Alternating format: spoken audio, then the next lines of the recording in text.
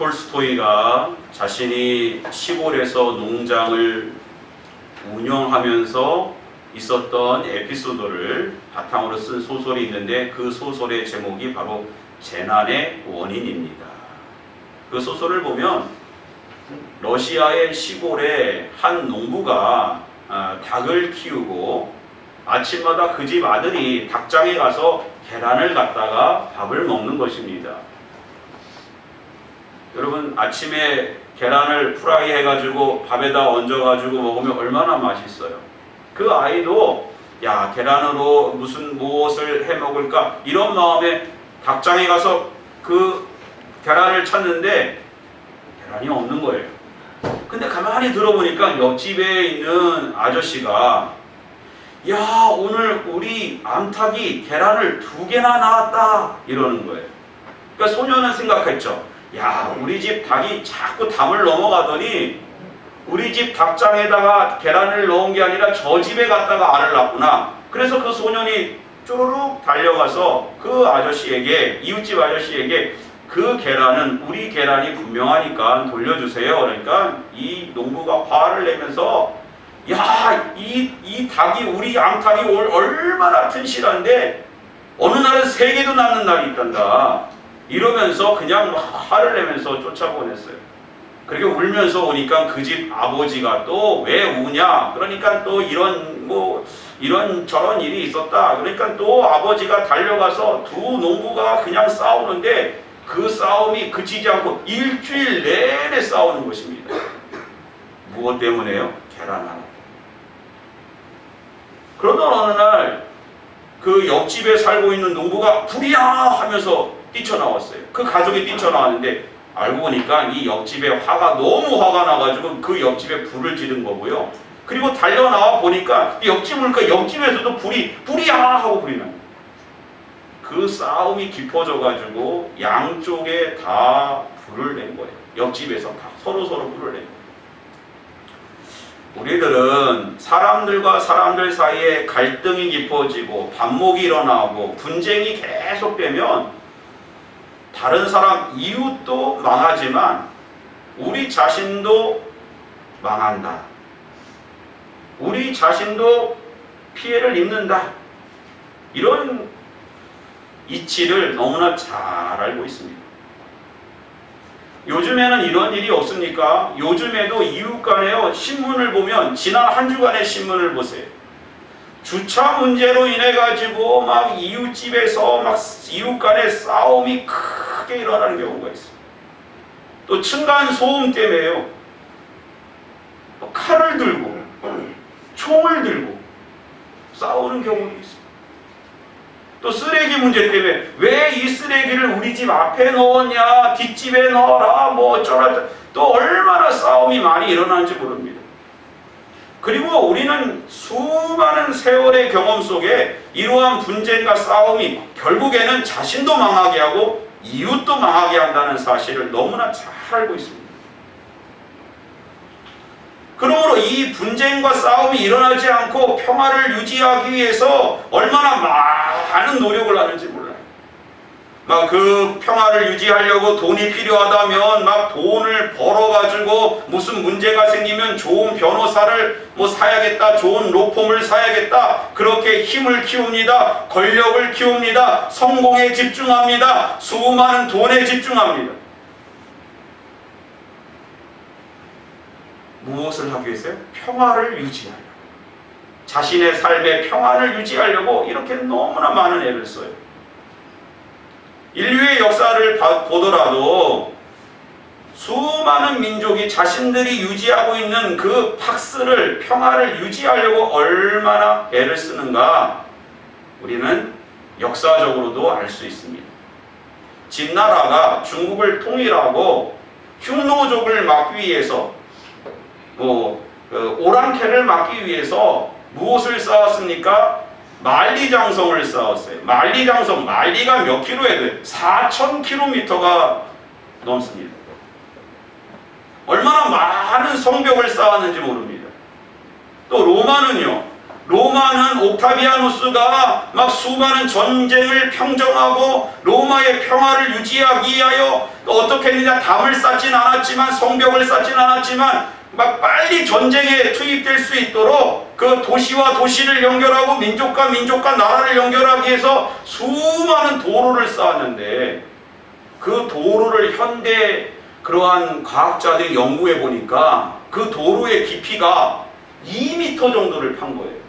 그리고 거기에 모래를 쌓아놓고요, 그 다음에 자갈을 깔고, 그 다음에 널쩍한 돌을 깔고, 몰타르를 갖다가 넣어가지고, 타르 있잖아요, 타르. 그걸 넣어가지고 그냥 오늘날의 아스팔트처럼 딱딱하게 그렇게 도로를 썼어요. 왜 그런 일을 했습니까?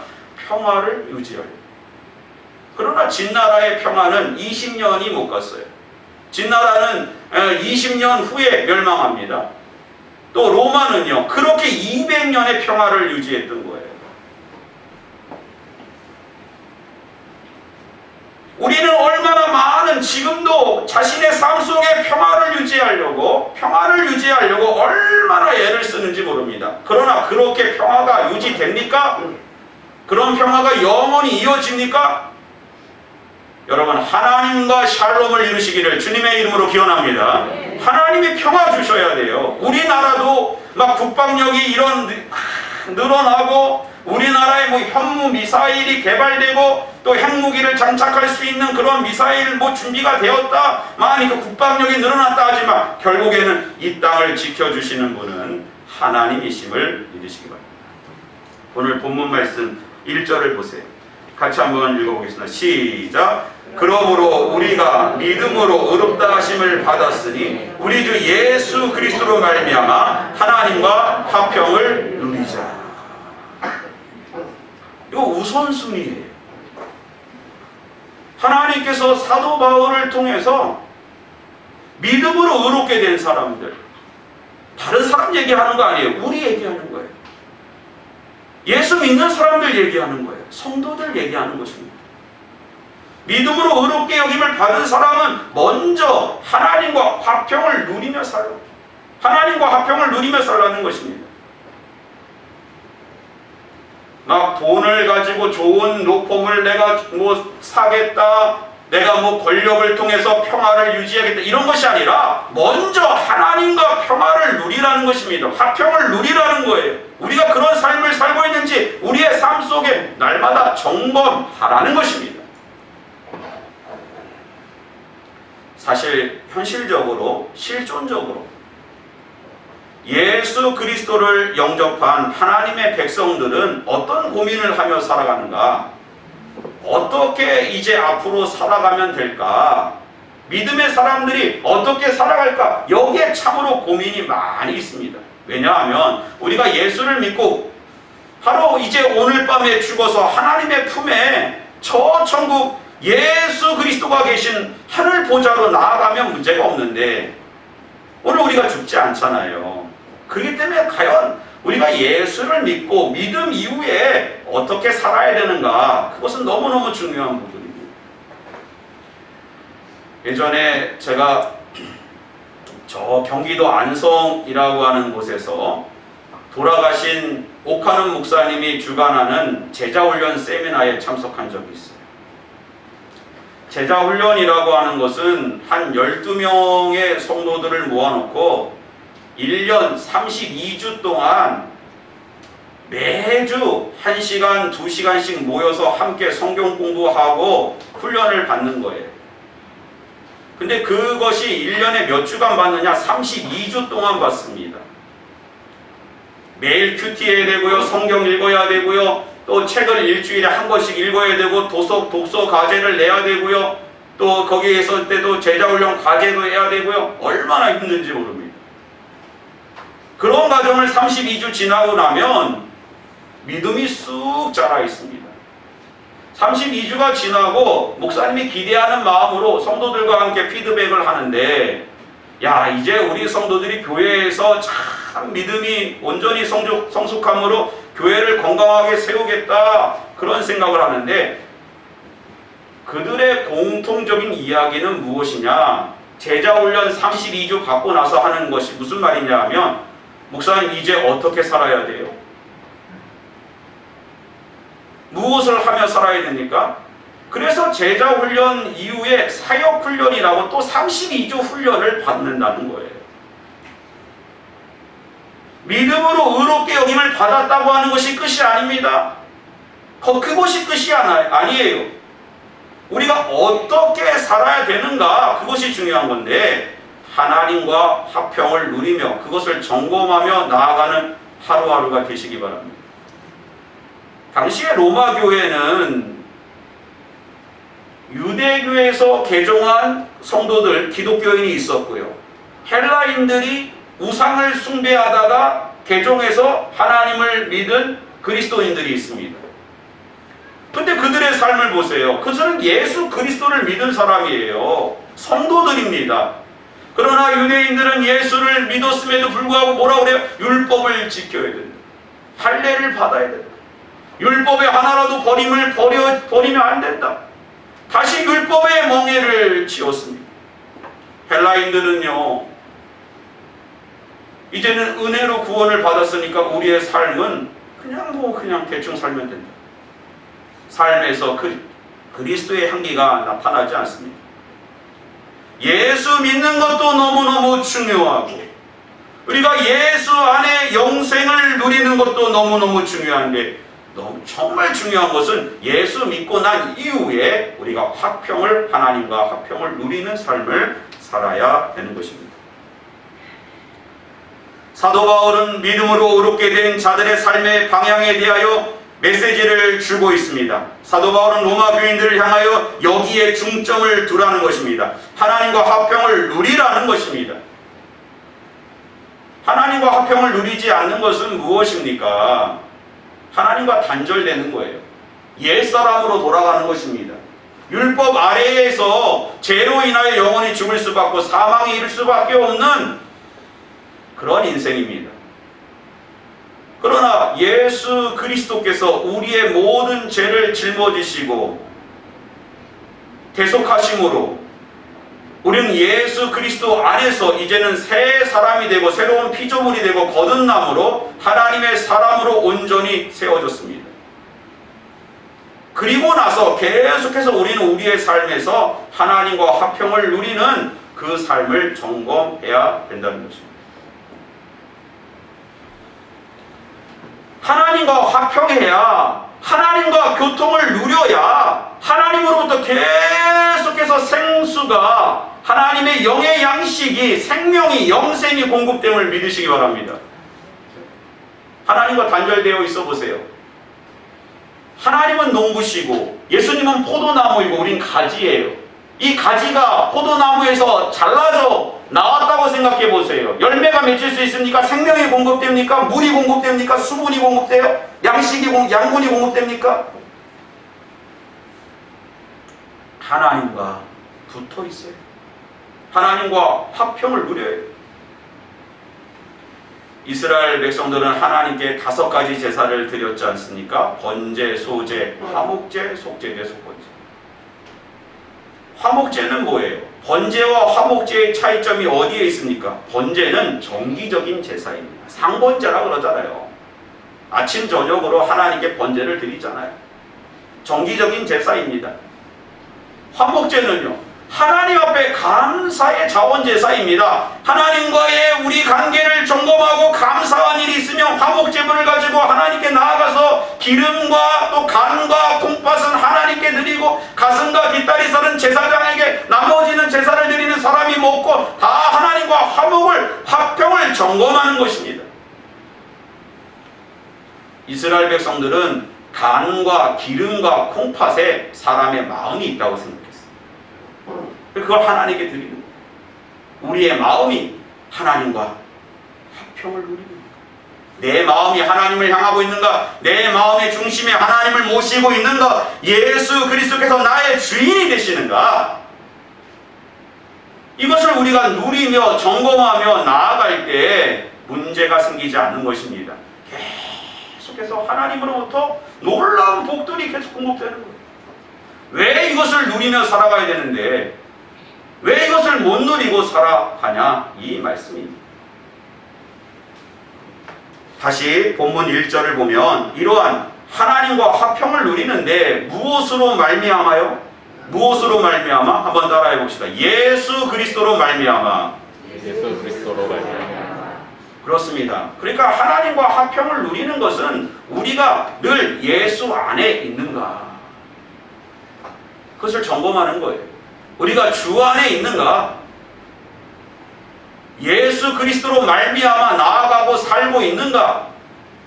여러분 무엇을 바라볼 때, 어디로 나아가려고 했을 때 예수 그리스도의 마음으로 바라보라는 거예요. 하다못해 하나님 제가요 이제 무슨 분식점을 하나 하려고 합니다. 그럴 때도 예수 그리스도 안에서 바라보라는 거예요. 할렐루야. 독일의 본헤퍼 목사님이 나치 시대, 그 독일의 나치가 점령했던 시대에 그 나치에 항거하다가 돌아가신 목사님이 본헤퍼 목사님인데, 그분이 성도의 공동생활이라고 하는 책에서 이러한 글을 썼어요. 한번 들어보세요.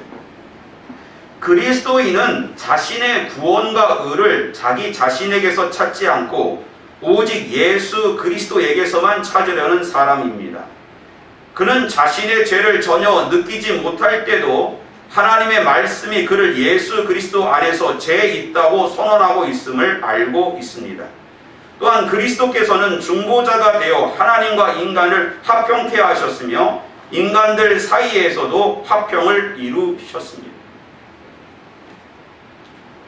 본헤퍼 목사님은 당시에 나치가, 히틀러 정권이 유대인들을 몇 명이나 학살했습니까? 600명. 서울의 인구의 한 절반 정도를 학살한 거예요.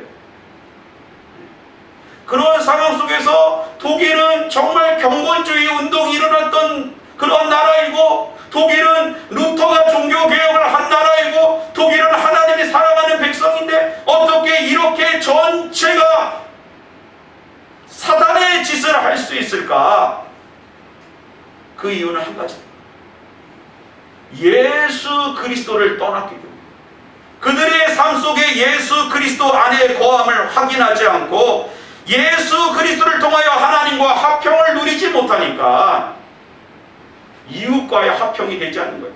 하나님으로부터의 샬롬이 우리 가운데 임하지 않으니까 나라 전체가 샬롬이 무너진 것입니다. 그러다 보니까 전 세계와 전쟁을 치르고 그 전쟁의 결말은 패망이었던 것입니다. 사랑하는 성도 여러분, 오늘 우리는 어디에서 화평을 찾고 있습니까? 세상에서 평안을 찾고 있지는 않습니까? 그 평안은 영원하지 않습니다. 먼저 하나님과 화평을 누리며 그 평안을 통하여 이 땅 가운데 샬롬을 선포하는 우리 모두가 되시기를 주님의 이름으로 기원합니다. 그럴 때 우리에게 어떤 은혜가 있는가? 2절 말씀 같이 한번 읽어보겠습니다. 시작. 또한 그로 말미암아 우리가 믿음으로 서 있는 이 은혜에 들어감을 얻었으며 하나님의 영광을 바라고 즐거워하느니라. 믿음으로 의롭게 여김을 받은 사람들은요, 하나님과 예수 그리스도로 말미암아 하나님과 화평을 누리는 삶을 살며 하나님의 영광을 바라고 즐거워한다 그랬어요. 하나님의 영광을 바라고 즐거워하는 거예요. 하나님의 영광은 무엇입니까? 하나님 나라의 온전한 임하심입니다. 하나님의 다스림이 완벽하게 아멘이 되는 것입니다. 그것은 우리 인생에서는 종말을 말하는 거고, 예수 그리스도가 다시 이 땅 가운데 재림주로 오시는 그 날을 말할 것입니다. 하나님의 영광, 하늘나라의 영광을 말할 것입니다. 그것을 우리가 우리의 삶 가운데 해석해보면 정말로 이 땅에서 복 있는 인생은 마지막이 아름다운 인생이라는, 해피엔딩이 있는 거예요. 마지막을 하나님께서 보장해 주시는 거예요. 얼마나 감사해요. 여러분, 우리가 언제 죽을지 압니까? 우리의 인생이 언제 끝날지 알아요. 예수님이 언제 오실지 몰라요. 하나님의 영광을 바라고 즐거워한다. 그 하나님의 영광이, 하나님 나라가 나의 것이 것이 된다는 거예요. 내 안에 임한다는 것입니다. 그것을 바라고 기뻐하고 즐거워한다는 거예요. 지금 아침에 집에 맛있는 요리를 해두고 오신 분은 야, 예배 끝나고 가서 그것도 먹어야겠다, 이런 기쁨이 있을 거예요. 그죠? 네. 저는 집에 가서 고구마만 먹어요. 네. 우리가 하나님의 영광을 바라면 얼마나 감사하고, 우리가 해피엔딩이 있다면 얼마나 참 축복입니까? 이 땅에서 돈을 가지고 잘 살다가 참 권력의 중심에 있어서 잘 이 땅에서 잘 사는 것처럼 보이고, 뭐 공부 잘해가지고 뭐 서울대 나오고 뭐 성공해가지고 뭐 잘 사는 거고, 마지막에 예수 그리스도 안에 없다면, 하나님의 영광을 바라고 즐거움이 없다면 그의 인생은 정말 복이 있다고 말할 수 있을 거예요. 스코틀랜드에 브라운 로우라고 하는 청년이 있었는데, 그 청년은 다 갖췄어요. 얼굴도 잘생기고 다재다능하고 기품이 있고 말도 잘하고 또 돈도 많고, 모든 그 도시의 여자들이 그 브라운 로우라고 하는 청년하고 결혼하기를 원했습니다. 얼마나 인기가 많았는지 몰라요.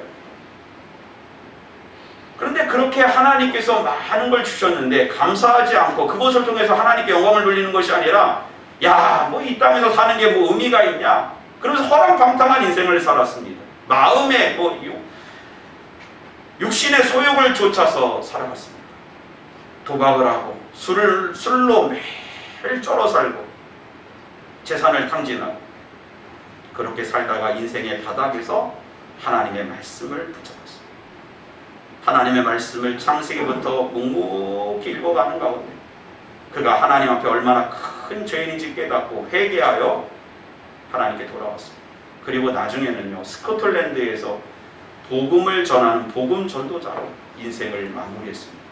그의 인생이 왜 복이 있을까요? 왜 아름다울까요? 해피엔딩이 있었기 때문에. 여러분 가운데 해피엔딩이 있기를 바랍니다. 미래적으로 하나님께서, 우리는 하나님 영광이 보장되어져 있다. 나드 한 옥합을 깨뜨려서 예수님에게 부었던 그 여인에게 내가 복음이 전하는 곳에 내 이름도 같이 증거될 것이다. 해피엔딩이 있잖아요. 영원히 하나님. 아브라함, 내 이름을 창대케 하리라. 하나님이 해피엔딩을 약속하시잖아요. 요셉, 너는 형통한 인생이 될 것이다. 해피엔딩을 약속하죠. 오늘 하나님은 우리에게 해피엔딩을 약속하시기를, 그런 인생이 되기를 주님의 이름으로 기원합니다. 마지막으로는요, 3절 4절 말씀 같이 한번 읽어봅니다. 시작. 다만 이뿐 아니라 우리가 환난 중에도 즐거워하나니 이는 환난은 인내를, 인내는 연단을, 연단은 소망을 이루는 줄 알미로다. 하나님께서 우리가 그 하나님의 영광을 바라고 즐거워하는 믿음으로 의롭게 된 사람들에게 주시는 하나님의 축복이 있는 것, 미래를 보장해 주시죠. 그것이 미래를 보장해 주지만 오늘 우리의 삶 가운데 기쁨이 되는 것은 확실합니다. 그러나 어떠한 소망을 또 우리에게 주시냐 하면, 우리가 믿음으로 의롭게 된 사람에게는 환난이 따른다는 거예요. 의를 위하여 핍박을 받는다고 주님 말씀하시잖아요. 십자가는 환난입니다. 고난입니다. 핍박입니다.